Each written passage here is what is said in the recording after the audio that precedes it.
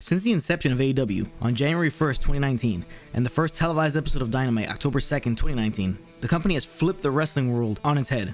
From being the first televised wrestling on the TNT network since the last episode of WCW Nitro in 2001, to being a company that has completely revolutionized televised professional wrestling, bringing in highly popular independent talent to disgruntled WWE talent that has been given a fresh start. Being the first actual competition in WWE since WCW and competing with NXT regularly on Wednesday nights in dominating fashion. They even come close to Raw and SmackDown in the key demographic of 18 to 49 year olds. From the fresh faces to different take on in-ring TV wrestling, AEW has been an energetic breath of fresh air to the wrestling world in the States. This is why AEW is already better than WWE. Number 1, fun show to watch. AEW Dynamite is just more fun of a show to watch. Every week, you're interested in what is going to happen on Dynamite. How many times have you just skipped Raw or SmackDown and not really cared what happened on either show? When it comes to Dynamite, it's almost must-watch TV for wrestling fans every single week. And there are many reasons for that. From the free and fun feeling of the show because you know someone in the back doesn't have their hands/ideas all over every aspect of the show. The feeling of levity and freedom that the wrestlers and announcers give off on every telecast of Dynamite. One of the main issues fans have with WWE television is the fact that Vince McMahon has his hands all over everything. The dreaded McMahon guy, when you see a wrestler who's jacked to the gills and has an amazing look but can't wrestle. The nonsensical storylines and or overproduced/scripted promos that come off terrible to the audience in the crowd and at home. AEW gives you the feel of comfortable, free-flowing action. Sure, they have their hits and their misses. I myself have been very critical of the way guys get lost off TV for weeks, or how storylines can sometimes be ruined by not putting enough attention to detail or shoddy camera work.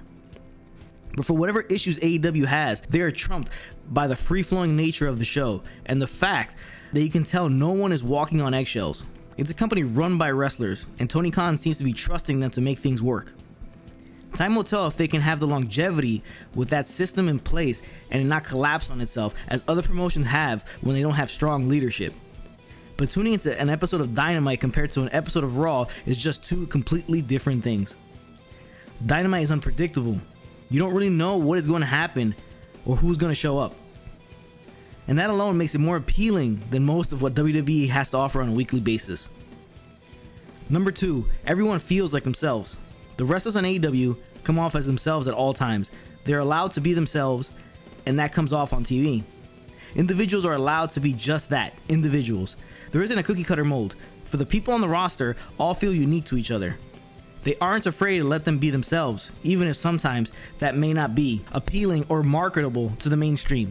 AEW has a lot of guys that don't look like superstars, whether by their in-ring gear, height, or physiques.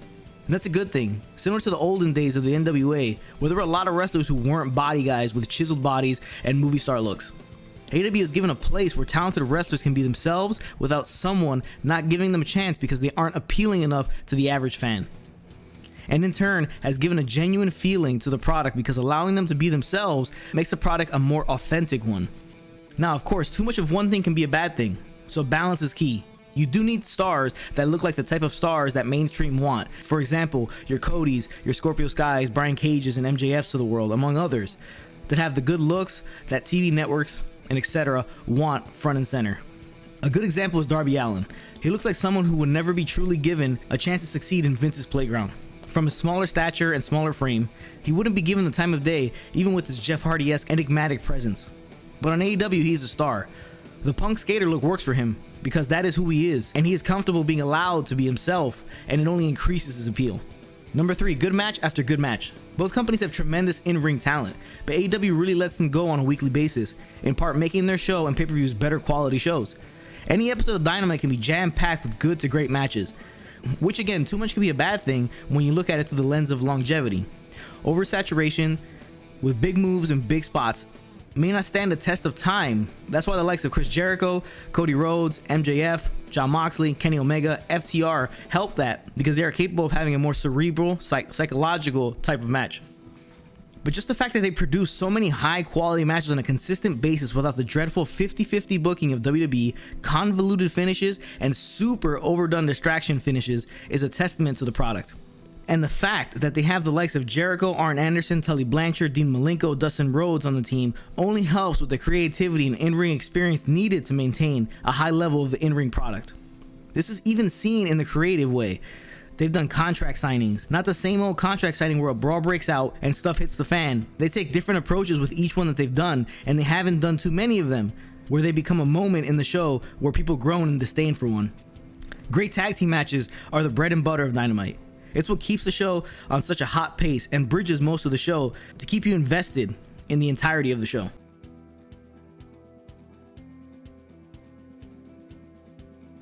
Number 4, big match feel.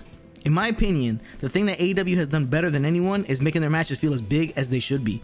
I noticed this first when, instead of having a contract signing like you would expect for a heavyweight pay-per-view title clash between then champion Chris Jericho and challenger Jon Moxley, they went the route of a weigh-in. And it was so smartly done because when it comes to a sport that everyone knows is predetermined, adding that UFC/boxing feel to it gave it the big fight, real fight feel that elevated the matchup to another level and really got you invested in the feud between the two competing stars. They've done this in various ways by building up to the big matchups throughout the show with backstage interviews like HBO would do before one of their big boxing matches, or how the UFC would do before one of their big matches on the card. Feel during the introductions of one of their bigger matches, giving you the feel that the match deserves. Similar to how Michael Buffer would make WCW bouts feel like the biggest thing going.